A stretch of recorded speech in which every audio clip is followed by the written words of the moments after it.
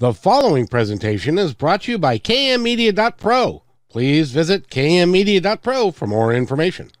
Now stay right where you are as we present. Welcome to Positive Talk Radio, evolving ideas, one conversation at a time. Great guests, dynamic stories and interviews, plus new thoughts on a wide range of topics and concepts. I hope that you'll hang with me, Kevin McDonald, my friends, and of course, you. As together we work to understand why we are all here and what we can do to make our world a better place for all of us. To be happy, be kind, and live in peace together. Yep, that's Positive Talk Radio.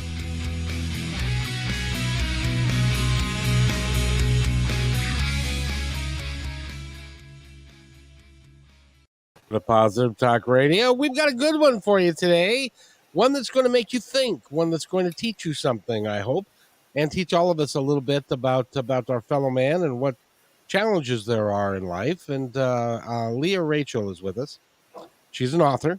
She's written a couple of books. And the book that we're going to talk about mostly today is called Seeking Forgiveness. It is the story of her. Well, I'll just let her tell the story of what this is. First of all, Leah, welcome to the show, and thank you for coming. I appreciate it. Thank you, and thank you for having me, and thank you all the listeners for listening. You bet. Some people that are listening now and some people that will be listening later. So let's talk about your book, Seeking Forgiveness. What did you do that you need forgiveness for? Well, the book is a narrative, semi-autobiographical memoir. So it is based on a lot of episodes and vignettes in my life, but it is actually fiction. So it's not fully. So the forgiveness isn't 100% mine.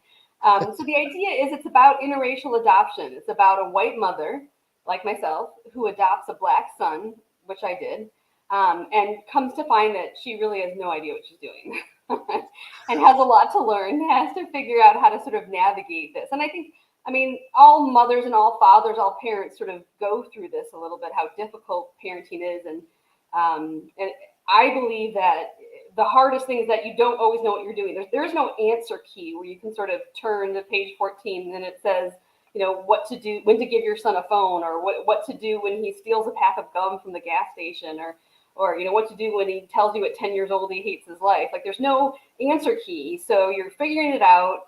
You're hoping you're not messing him up so that, you know, he's going to need therapy when he's older and blame you. So you're sort of seeking forgiveness for all your mistakes, even though you really are trying to do your best. I remember when my kids are at home, and now that they're in their 30s, they'll say, "Hey, Dad, you remember when you did this to us?" And I'll say, "I don't remember any of that." And they'll say, "Oh, yeah, I remember. It's got it down perfectly. This is what happened." And I said, "No, it didn't." "Yes, it did." And it's always the negative things that bug them, right? It's not like they remember the wonderful time you gave them a perfect dinner and kissed them all over. It's the time that you forgot to take them to soccer practice or something. Well, you know that one of my sons, my wife did forget at the time that he was at football practice. And he actually saw her car go zipping by on the road and was on her way home, and she totally forgot to get him, so he had to walk home. And I have heard that story probably 20 times over the mother was so bad to us, and she even forgot me and stuff. So right. And well, the good yeah. Go ahead. Well, I noticed, you know, one of the things I'm also learning as a mother is that the issues that were yours aren't necessarily going to be your kids. So I had a single mother who, yes, I have a memory of sitting in those days, they kicked you out on the curb if your parent didn't pick you up. They didn't, you know, worry about you. And I was sitting on the curb watching cars pass, wondering if my mother would ever pick me up from like aftercare. So my issue was that I was never going to have my son be the last kid at aftercare. Like, I'd always pick him up a little bit early. And I thought this was so important. My son's an extrovert, though. He loves to play. And I remember I would come to aftercare early, at like an hour early, and I would show up and he would go like, "Oh, but Mom, I'm playing with the Legos. Why are you here? Can you leave and come back?" And that happened like 3 or 4 times until I realized, you know, he doesn't care if he stays to the end. Like, I'm trying to fix what happened to me when there's all new issues with him. And And and again, I did sort of adopt interracially, so there's whole new complexities that I have no experience with and had to figure out. But it's just interesting. You can't you back to the you don't always know what you're doing. You can't predict what's going on. I sometimes wonder what my son's issues with me are going to be, but I don't know what they are yet. And you're doing one of those things that you are finding out as you go. Yes.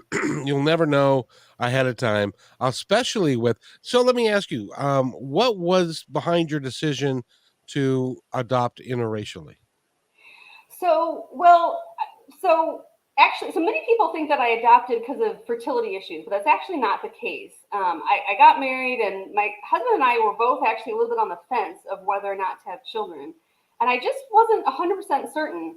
And I had a friend, though, who, like most people, thought that I was getting older and I must be having fertility issues. And so she insisted I go to like this women's support group thing. And she was a colleague, so I figured I'll go just to get her off my back.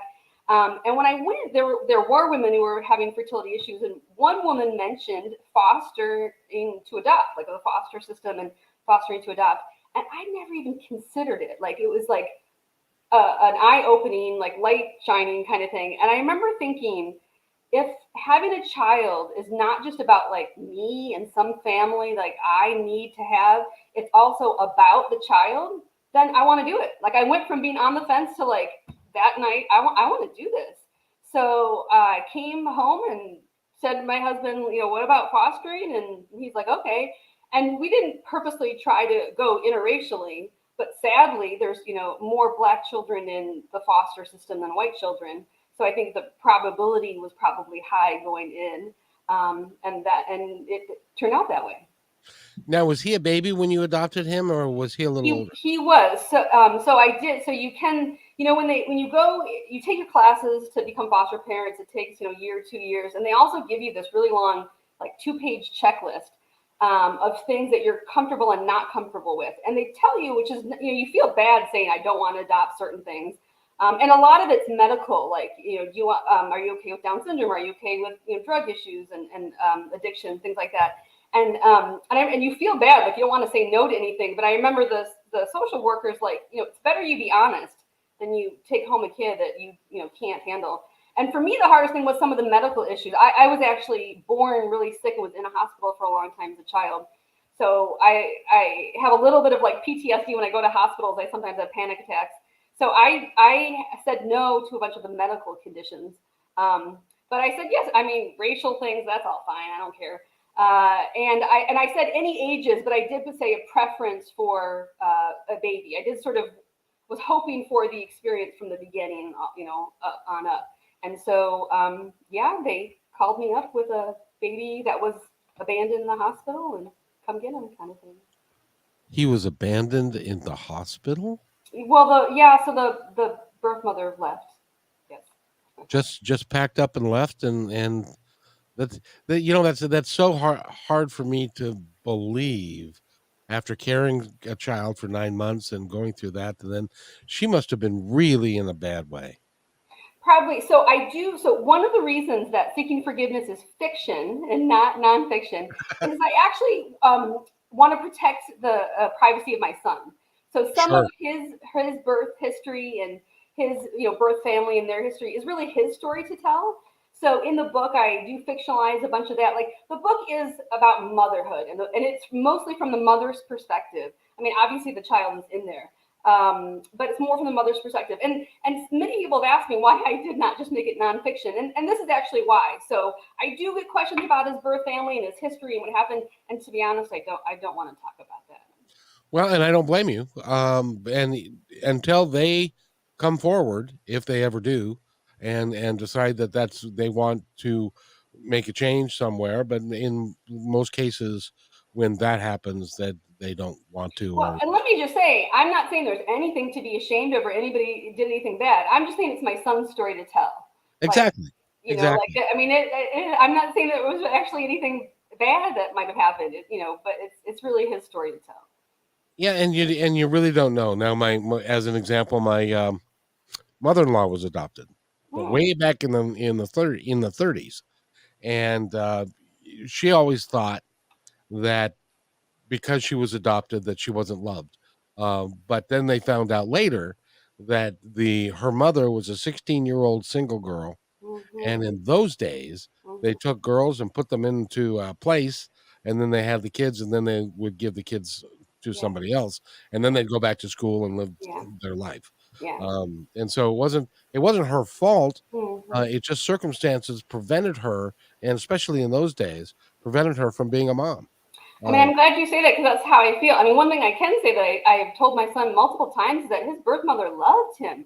I mean, of she course, kissed him all over and she loved him. And life can be so difficult, unfair, institutionally difficult because of racism and other issues. And so I you, you can't always understand what happened before you came into the picture. And right. I think it's important not to be judgmental about it too, because life is tough, man. And my son was loved by multiple women. I can definitely say that. Well, and I applaud you for doing that and fostering him. And then now in the foster care system, you had the ability to foster him, and then down the road, you decided to adopt him. So yeah, that's an important question in the sense that you don't know if that's going to happen.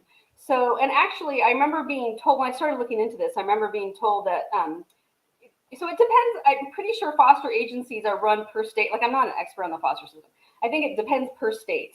But most foster systems they discourage you from entering and becoming foster parents if your goal is adoption. They don't like the term foster to adopt. The idea is the goal, as it should be, of the foster system is reunification of birth families.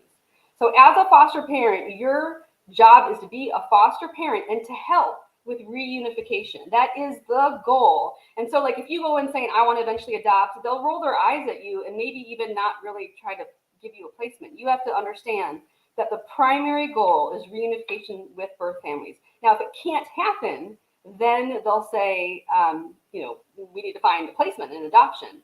And so that's how adoption can happen. But you really do need to be careful. And I remember telling my husband, going and knowing that. And I remember telling my husband, like, let's do this thing.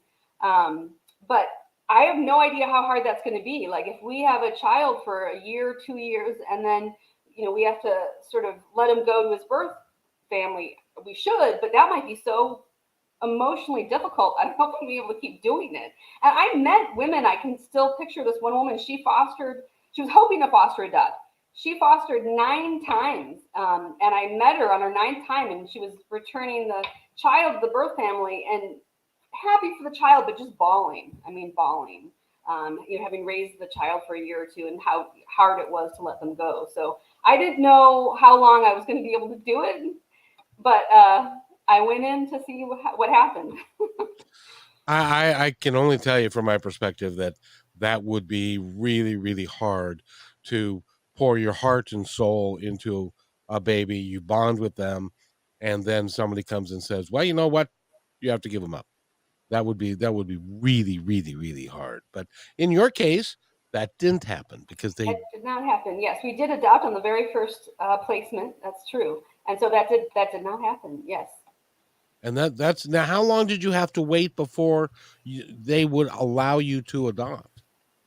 Well, so okay, so becoming a foster parent and taking all the classes and getting the home study and all of that stuff takes. I'm pretty sure it took like a year and a half. It took a while. And then again, if you do put a preference for a very young child, like birth or under a year, that can hold. I mean, while there are a lot of children in the foster system, that can hold it up too. So I think it took about another year until there was actually a baby available. So all I know is it was over 2 years from the time. And it was funny because I was just starting to think maybe it wasn't going to happen, or I don't know, we weren't going to get a placement or something. And just as I was like, let's plan a big vacation to Europe, then we get the call, which is, I'm glad we didn't plan that. Because they give you the call. And I was actually out of town. I was at a conference in Iowa, I always remember. I was actually at the Iowa Writers Workshop Oh and wow! this summer conference. And I got the call that there was a baby, and they were seriously like, "Can you come tomorrow?" I'm like, "Oh my God, I can come in 2 days. I need a day. Like, give me a day to get there." So, yeah, you go from thinking it's never going to happen to you have a day. And I often told people, I personally find that one of the hardest things about the process is that most having a child naturally, you have 9 months to sort of like plan and ask for leave from work and read books. I mean, I guess we knew this was eventually going to happen, but all of a sudden I had a day, and then I had to like try to sign up for, daycare, and there's a wait list of a year, and all of a sudden I had to tell work I have a baby, and no one knew I was about to have a baby. It was like, Well, it's crazy to get a baby in a day. Like, that's all I'm saying. well, I can only imagine, and plus the fact when you got 9 months, and about month 4 or 5, you can find out what sex the baby's going to be, and so you can paint the bedroom, and you can do everything to make it real cutesy and nice for that particular baby. If you got a day, you don't get to do any of that. Yeah, no, and I wasn't even in town, so it's funny. I called a friend of mine who's a nurse, and I told her, and she's like, "I will take care of everything." So the day it took me to finish up what I was doing and drive back to Missouri, she went to Target and bought like $300 worth of bottles and nappies, whatever, and came to my house and put the crib together and laid everything out on the bed. So I came home to like, yeah. So it does take a support system, and I had a really nice friend who knew a lot about babies and healthcare and helped me out. That is a good friend. So that's awesome. So you have the baby, and then a year or so later, they allow you to adopt and to move forward with that, and then he's your son, and he is an African American boy who's going to be an African American man, Mhm. and you're a white lady. And uh, did you think that there were going to be challenges, and the type of challenges that you have had I when mean, he I was was the certain there baby? was going to be challenges. I don't think. I mean, so this was before Michael Brown. This was before everything. It was only a couple years before, but it was really before a lot of before the term white privilege was in common usage. And so there. So I certainly had white privilege. Have white privilege. There are things you don't realize. And I think I was very sort of open and knew I was going to have challenges, but I don't think you can predicted some of these things. Some of these things are shocking. I mean, that happen. I mean, I can tell you a story of like the first time I went to take him to the dentist. He was 5 years old, and it's time to go to the dentist for the first time. So I, give the name of a pediatric dentist, and I make an appointment, and we show up, and we walk in, and the secretary like slides the glass partition open, and she looks at us and closes it and goes away and comes back and opens it and looks us up and down. And she says to me, I need your papers. And I'm like, the insurance card? Here's his, here's mine. And she's like, no, I need your papers. I'm like, I'm really sorry. I have no idea what you're talking about. She's like, I can't treat the boy until I have approval from his mother that he can be treated. And I'm like, well, I am his mother, and I'm here to take him to, and she's like, oh, I can't treat him until you can prove that. I'm like, I don't understand what you need from me. She's like, I need guardian papers, adoption papers, or we can't treat him. Who brings that to it? So again, just shocking. I had no idea something like this could happen. And who brings that to a dentist appointment? So of course we had to leave. And my son's going, "Where's my lollipop?" Because I told him you get lollipops at the dentist. And we go back in the car, and I buckle him in his back seat, and I get in the driver's seat, and then after putting my seatbelt, I turn around to back out. And when I turn around, my son and I make eye contact, and my son says to me, "Did we have to leave because I'm Black?" And I said to him, "No, baby, we had to leave because I'm white." And the point of this story is I've been trying very hard. I'm almost about to cry the whole time he's been alive, to make him not to blame himself for the stuff that happens in this world. And it's difficult. It happens in unexpected ways like that, where you're thrown for a loop and you have to figure out. I mean, that was at 5. So some of the earliest episodes happened well before that. I can think of an episode when he was 2. And you have to think, like, when do you start discussing racism with a child? They can even understand the concept. So you can't. I mean, I knew going in, to sort of answer your question, come around to it, that there would be complexities and difficulties. But I had no idea, and I imagine any white parent can't really have any idea quite what they're getting themselves into. Well, Hopefully they can especially do it, but yeah. yeah, especially if he was a white boy, or even Asian or Hispanic, they would have just assumed that it was a mixed couple, and there you are. That's just frightening to me. I mean, I just so you know, I reported them to the Missouri Dental Board, and I did call later after I called, and I said, "Do you do that to everybody?" And they were like, "Oh yeah, we ask everybody for papers." And I remember saying, like, you're lying. There's no way.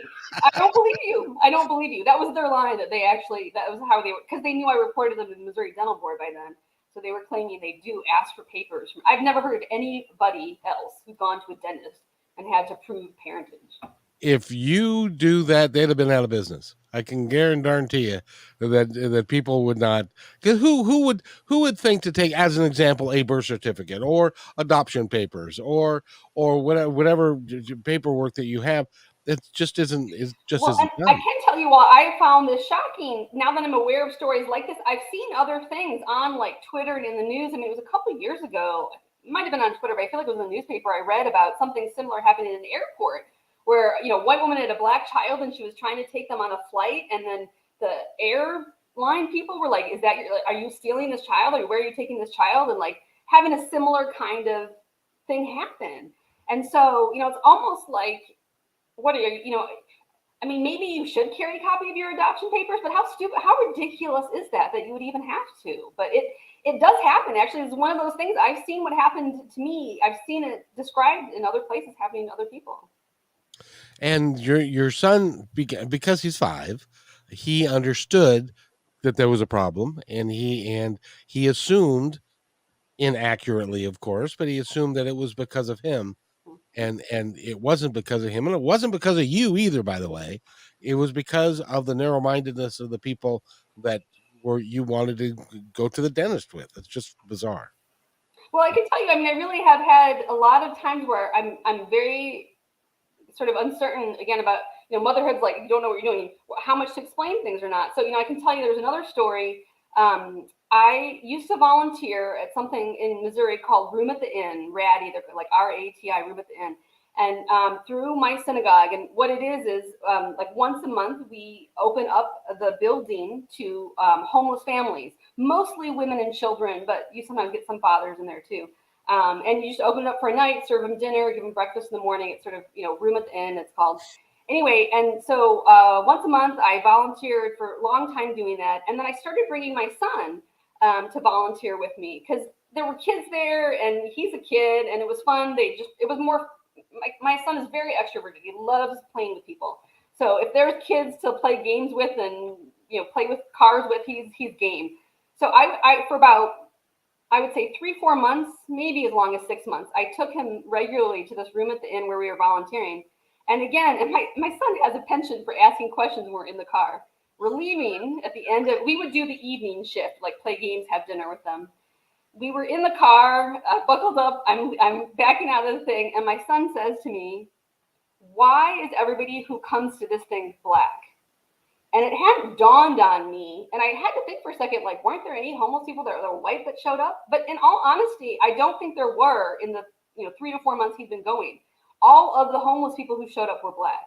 And I should have realized he would have noticed that because it's very noticeable. And we live in a mixed neighborhood, but he's more a minority. It's majority white. I mean, they're definitely not the only black in our neighborhood, but he sees a lot, so he's seeing basically white people volunteering and black people there. And he was like, why is everyone there black?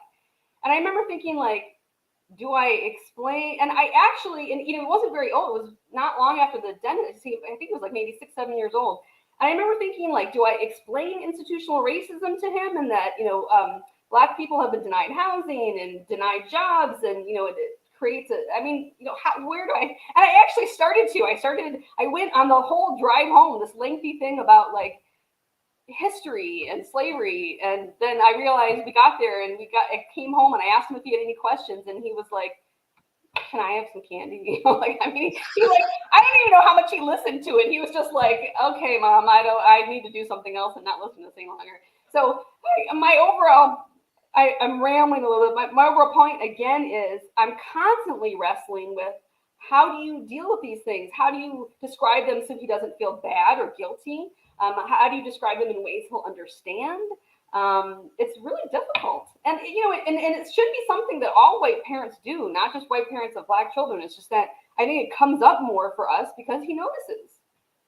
Well, yeah, and it doesn't happen in a white family, generally speaking, because they don't have a reason to that is apparent, like on the nose and front of their face, that they should do that. Which And there are some people in some parts of the country that even frown on that because they think that Right. that will make the white kid feel bad. Right. Uh, Right. which I don't understand that either, but that's just me. I mean, do you not teach a child math because some aren't as good at math? I mean, you want to make them feel bad? I mean, no, you still teach them math. I mean, like, I don't understand that either. You do. So your son now is 12 years old, He's 12. and he's about to enter the world of being a teenager. What's that like for him? Preteen, yes, he is definitely preteen, and he is outspoken, extroverted. Yes, and I feel like while he's preteen, I feel like he's already a teenager.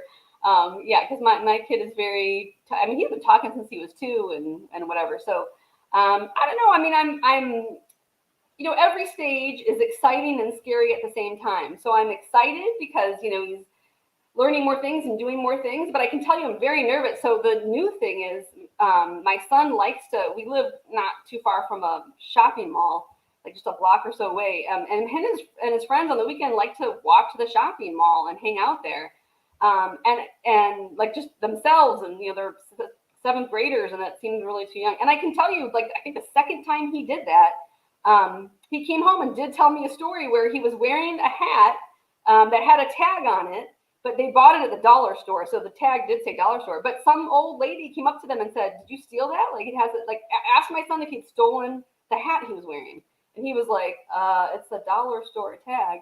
But so he came home and told me all about it, and we both wondered. I mean, would she have asked a white kid that? Maybe, but either way, it was uncomfortable. And so I don't know. He's going out in the world. You're right. He's a preteen, and he's starting to go out more, and I'm nervous. But he so far has handled it okay. But I'm nervous. I can only imagine. I have a good friend of mine. She's married to a black man, and they have a couple of interracial kids.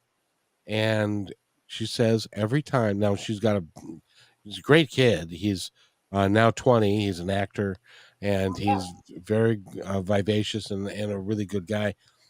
And she says every time he leaves the house, I'm scared to death. And so he's on speed dial on her phone, yeah, so that if he ever were to get stopped, yeah, that's the first call he makes is to mom, because she's gonna jump in the car and go find him, and yeah. to try and protect him and stuff. And that's got to be a frightening thought Well, for. and I hate it just because, like I keep saying, my son is so extroverted, so he's going to be the type to go out. Like some days, I wish he was just a geek who like stay, and I'm a geek. I like you just read books, write books, stay home. But like that's so not my son. He is out there going to the mall, hanging out, and so I can tell you when we've lived in 3 neighborhoods since he was born. There's a number of reasons for that, but this last one we moved into because it was a very good school district, and I wanted my son to get extra tutoring help that he needed. But it is, and there are black people there, but it is majority white. And I can tell you, when we first moved to this neighborhood, I baked cookies, and I made a bunch of cookies and put them in a little bag. And I said to my son, I didn't tell him exactly what we were really doing. I just said, "Oh, we're new to the neighborhood, and it's really nice to just meet people and say hello. So come with me. Let's give out these cookies." So we spent the afternoon going neighbor to neighbor saying, "Hey, you just moved out the door. Here's some cookies we made," and saying hi. And that's all he knows. But we did that on the advice of a black friend of mine, saying, "You better let everybody know he lives there, and he's supposed to live there. And if they see him walking the streets, they don't call the cops." So the reason I did that actually was so that when neighbors start seeing him walking in and out of our house, no one freaks out. Um, I mean, I wouldn't have thought to have done that without the advice of a black female friend of mine. And to this day, my son doesn't know that that's why we did that. But I think it was a good idea. And actually, because we happened to meet the police chief of the neighborhood, he was patrolling while we did that. And so I made sure he met my son and knew he was supposed to be there. And so it was a great afternoon. We found where the park was. I mean, it ended up being, it's not a bad idea to bake cookies and meet people. It was really fun. We met people. But the reason I did it was so that people knew he was allowed to be in that neighborhood. Well, that actually was really, really brilliant, because and it was really, really needed. That same couple that I was just talking about, he's a mover, Mm-mm. and he is always concerned that when he parks his truck in front of a house and he's starting to take furniture out of it, Right. that somebody's going to assume wrongly that he is stealing from that house. Yeah. And so Yeah. I would like to think that we are farther along than I think that we are in this country as far as racism goes. I would like to think so too, but as a mother, and again, my book's definitely about motherhood and the perspective of a mother. You just got to be safe. You just can't just assume. Like I'd like to think I didn't have to do that either. And luckily, I mean, I feel like I do live in a neighborhood that's a little more aware of these things. But I mean, you just can't assume. You gotta be careful. You got to be as careful as you possibly can be. And that's true. Yesterday, I was previewing on another show that I was going to have a talk with you, Hmm. and so I said, um, I'm going to ask her the question when you have that talk, and somebody said, "You mean about the birds and the bees?" I said, "No, that's not the talk. That the birds and the Handle the bees can police wait. talk. This is the talk, the most important talk that he may ever have." Yeah. And that is how to behave in public and how to behave, Yeah. especially if you get the attention of the police. Yeah. Well, and let me say that, like, I mean, I am telling some personal stuff of my own stories, and I just want everyone to realize some of these are in the book. So some of these little stories have been turned into the book. But at the same time, the child in the book is 16, not 12. So again, it is fiction. And the plot of the book is that the son does get arrested by the police, and the mother has to come down and figure out what's going on, try to figure out if he did do something, if he didn't do something, how to get him out, how to defend him. And especially as a white mother, she's wondering if she's blaming him when he really didn't do anything, or if she should just defend him. I mean, it's sort of confusing. But in the book, so in my own life with my son, I've definitely, actually, in small ways, already started to have the talk. So we've already, like my driving, been stopped like 2 or 3 times. We've been stopped by the police because I'm speeding or I'm not the best driver. And he's been in the back, and after it happened, like we talked about it. So organically, as things come up, we've already had little bits of the talk. But I will say, and I do think this is important in the book, while I give him the talk, I also find a Black male friend to give it to him. Because, as a white woman, I can try to tell him how important it is, but I don't think the message gets through as well as him hearing it from somebody who looks like him and who's older than him and can, in all honesty, scare him a little bit and say, you really need to take this seriously. And this is why this happened either to me or my friends. So I think it's important not just for a white parent to give the talk, but white parents need to make Black friends if they don't have them. And they need to sometimes enlist their help, I think, for really important things like that. I couldn't agree more. By the way, we are talking with Leah Rachel, and she's written the book Seeking Forgiveness. It's a story about a mother, and I feel for that situation. And I know it's a novel, and it's stuff, but there are lots of people throughout the country this has happened to, and it's about a white mom who loves her adopted Black son, and the trials and the tribulations that they have to go through, and even culturally things that come up, and even the topic of slavery, which he will hear about. Well, maybe he'll hear about in school. Yeah. Um, Well, and let me say, I just want to interject for a second there. While I feel like my most targeted audience is probably interracial families and people involved interracial families, but I will say that I actually feel like my story would appeal as well to just adoption, just in general adopt, because there are stories that I have in there just about adoption. So like I have a story, a very good friend of mine from like college days. We've been friends forever. I adopted my son, and for his like 1 year birthday, she came to visit. And somehow it came up. I was talking about when Hanukkah would come. I celebrate. I mean, my father was actually Roman Catholic. Only my mother was Jewish, but we celebrate Hanukkah. And I remember she stopped and she was like, "You're celebrating Hanukkah?" I'm like, "Yeah." She's like, "Well, wasn't his birth mother Christian?" I'm like, "Yeah," because his birth mother had left him a Bible in the hospital. I said, "Well, yeah." And she said to me, she goes, "Well, you have to raise him Christian. You can't raise him Jewish." And I remember thinking, like I was, how would that even work? Like, how would I raise a Christian child when I am not, don't even identify? Like, I literally didn't. And then it made me so sad because it made me realize that other people, like, I view adoption as not only, I mean, it's permanent, there's no going back. I literally actually view my son as almost like my flesh and blood, which I realize literally he's not, but I see him as my flesh and blood. It doesn't matter. I, It don't, I doesn't. mean, You love him. I like, I mean, I don't know. So, like, it's so permanent and exactly like any other family to me that, in a sense of permanency, that I just, it made me realize how many people don't see us that way. And I'd already gotten weird comments and stuff, but from like, a 20-year-old, really good friend to be like, you can't raise him how you are. You have to raise him like his birth mother's religion. I just remember being really, really shocked. And I wouldn't be surprised if other just adoptive families have experiences like that. And so, I do have a bunch of stories that I think, relate to, beyond interracial families, just other family episodes. Well, I think that's a really good idea because, adoption is hard in and of itself, especially for the child. Um, and they grow up a little bit, and then they find out originally they didn't know they were adopted, and then they find out that they were adopted, and then they have to deal with the fact: did my mom love me? Did she gave me away?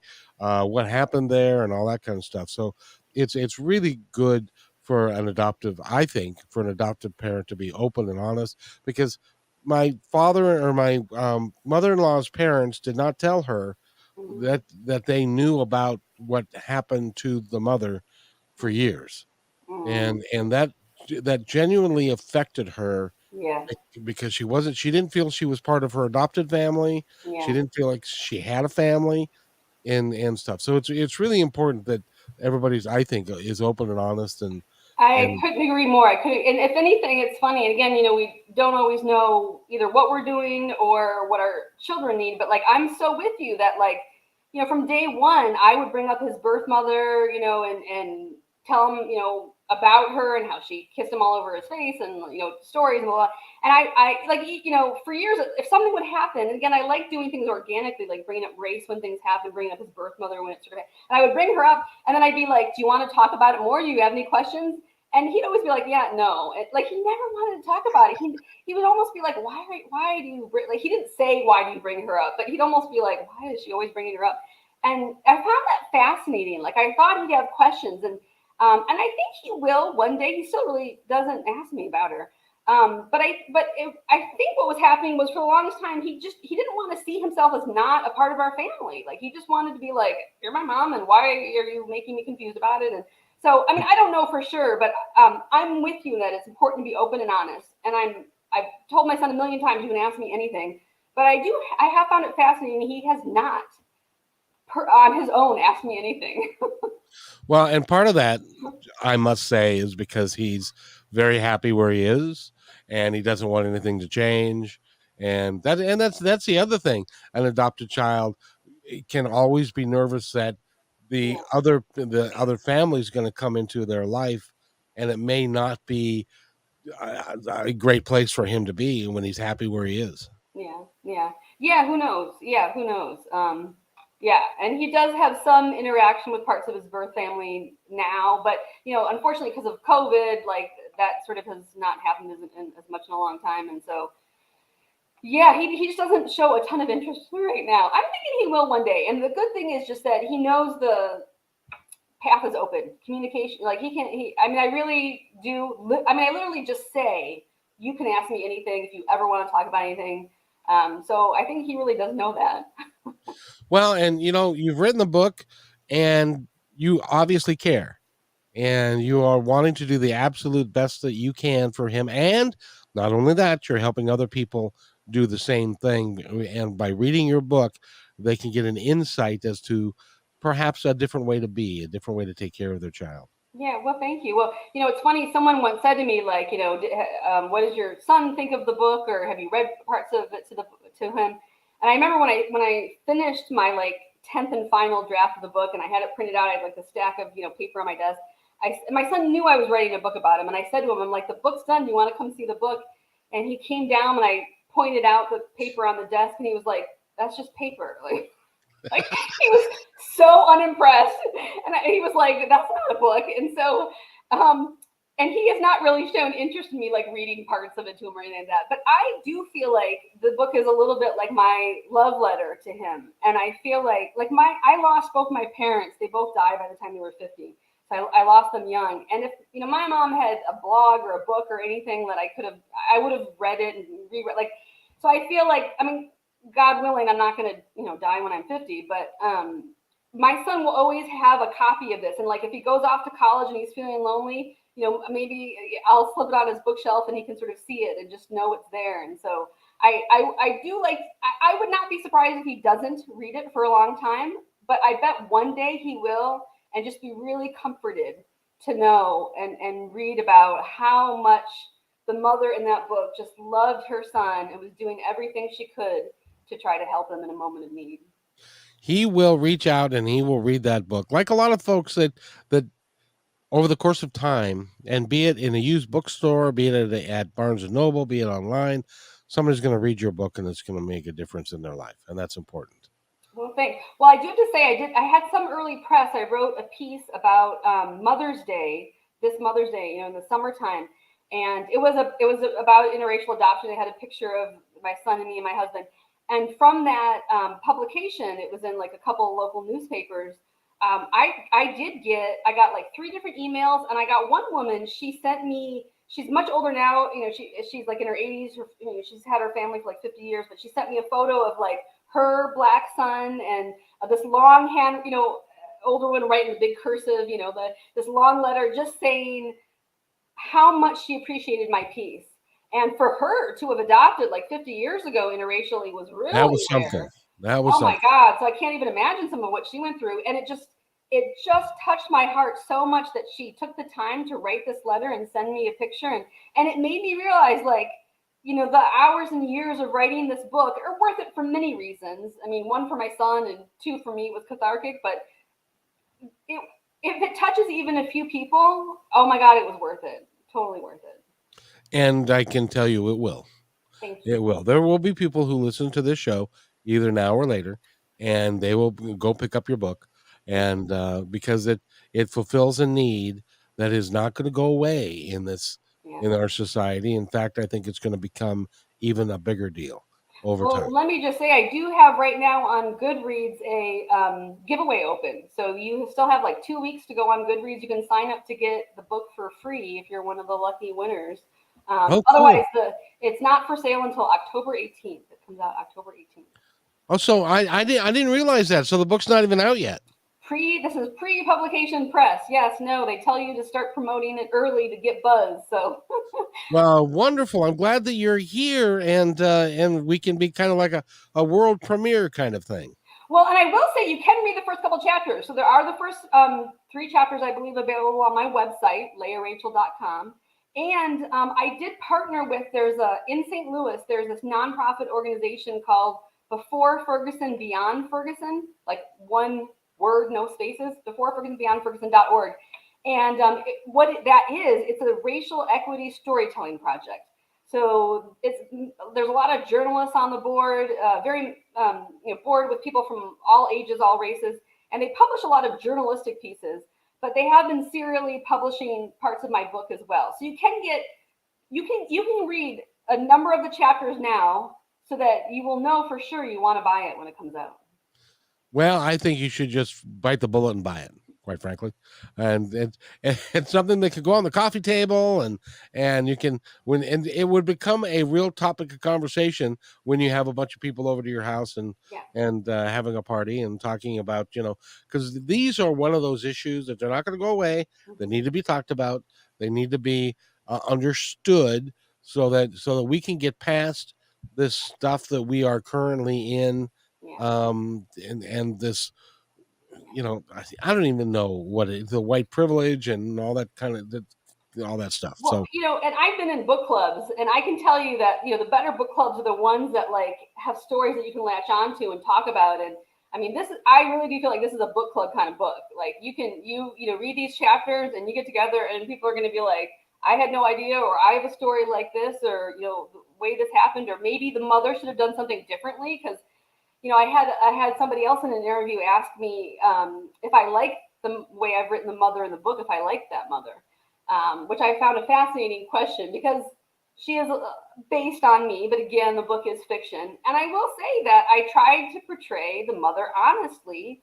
So maybe she's not perfect. Maybe she sometimes yells at her son and throws his phone in the trash when he's not listening to her and does things that she regrets later. So she's, again, motherhood is not easy or perfect, and you do dumb things sometimes. You just seek forgiveness afterwards. But so I do feel like it's a very good book club book. And my dream is that people order it and read it in October and think this is such a great book, and they buy 10 copies for Christmas to give to all their friends at Christmas. I think that's a wonderful idea. That really is a wonderful idea. And by the way, motherhood is messy. So is And fatherhood. fatherhood. I do mean to say fatherhood too. It's true. And I applaud your husband. Yes. Yes. For you guys were all in. You guys were of one mind, and you were all in on this deal. And it's not an easy thing. It takes a year and a half. You've got a bunch of classes you got to go to. It takes the time and effort. Yep. So congratulations. You did really well. Thank you. Yeah. And I mean, I feel like I've been telling all these stories that maybe sound a little scary or sad, but of course there is just the joy and the yumminess. I mean, I'm all about like hugs and kisses, and I love kissing my son. And there's just it's funny. I was rereading parts of I've had a blog for over 10 years, and I was rereading. I started around the time we adopted my son. I was rereading parts of it, and I have all these things about how things can be messy, but then there was a phase, apparently I forgot it, but when my son would wake up every morning and before he peed, before anything, he would just run and give me a big hug, and then he would go get ready for school, and he just would hug me every morning. And that one hug makes the whole day worth it. It just, I mean, there's something exquisite about it. Just something exquisite about a parent-child love. When my youngest son was, I think he was 11. And we would go to the grocery store, and I would hold his hand, and we would go in. And when he was 6 and 7 and 8 and 9, and then at one point, I reached for his hand and he pulled it back, and I knew that those days were gone, and I was sad because I missed those days. It's Yeah. and you know, if you're not a parent, if you're not going to get you don't understand what that really feels like. No, I know, and I feel like it started particularly. Again, my son's more of an extrovert, so he's not like a stick around really close to my. So I feel like that started early, where he didn't want kisses and public displays of affection. So I learned. We have this thing now where before I drop him off at school or a sleepover, wherever he's going, as we're leaving the house, I'm like, okay, I want my hug now because I know you're not going to give it to me in front of anybody. So he knows now that he has to give me the goodbye hug when we're still at home, because I know the minute we get there, he's not going to want to come near me with a hug or a kiss in front of anybody. So that's our thing now. He has to give it to me before we leave the house. You are an incredible mother. I just demand my hugs. I mean, I got to get something out of this. Oh, that is just awesome. Leah Rachel, and by the way, she's got another book that's out that she said that is actually out now, and you could pick that one up too. And the name of that book is The Other Shakespeare. The Other Shakespeare, yeah. So I wrote that one before this one, and that was I was reading a Virginia Woolf book once on a train. I was traveling to Chicago on the train, and A Room of One's Own. And in the Virginia Woolf book, in one page, she describes what if William Shakespeare had been born a woman, with the same talent and creativity, but a woman, what would have happened? And really quickly, in a few sentences, she says, well, of course, she would have been denied an education. She would have been forced to get married. It wouldn't have ended well. And I remember reading that page. I remember looking up out the window and watching the scenery pass. And I remember thinking, I need to write that book. So I wrote the book of what if William Shakespeare had been born a woman and what would have happened. And I followed what Virginia Woolf said pretty much as I could. So I will say it's not as optimistic as the current Seeking Forgiveness is. It's a little, what do you expect of women in 1500s in London, England, trying to be independent? It's not going to work out all that well. But I still think it was fascinating. It was really fun to research. And so all of the characters in the book, except for the female Shakespeare, which I call her Judith, but they're all real characters. So it's the real parents, the real neighbors, the real siblings. Like every single character in that book is a real character from the time of Shakespeare. That's really cool. And if you don't know, I just thought I'd enlighten you that in the time of Shakespeare, they didn't even allow women to be on stage. Nope. Yep, that's true. Men play the women's parts. Yep.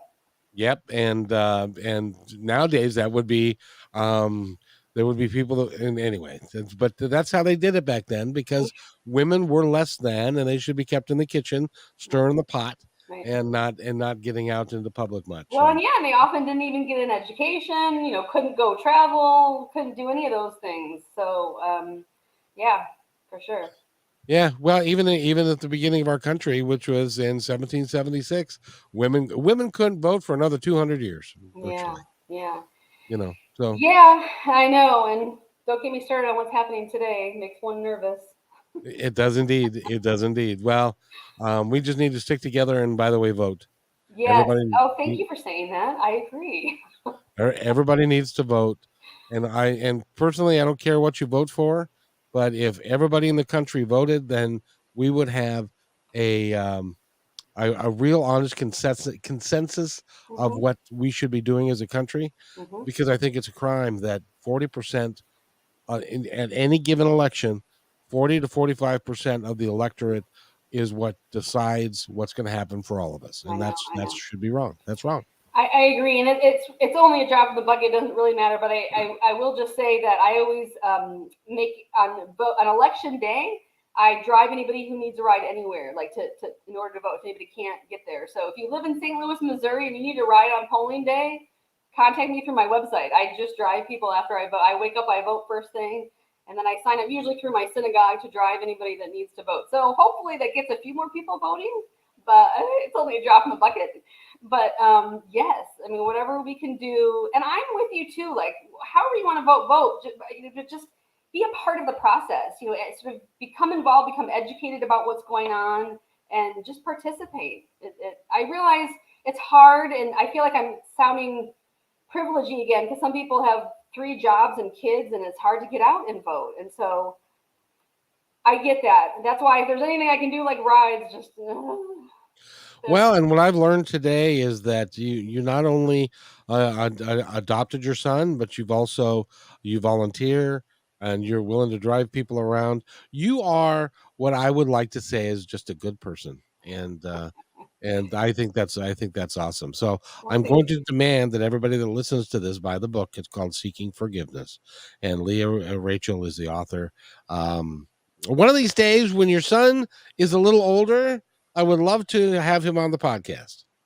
and I have a feeling he would love that too because I have no idea. He's only 12, but I really do believe he's going to go into something that's very social and extroverted. So I feel like he's either going to be like an actor or, God forbid, a politician or something, or maybe like a podcast producer. He's going to be something where he talks to people and interacts with people.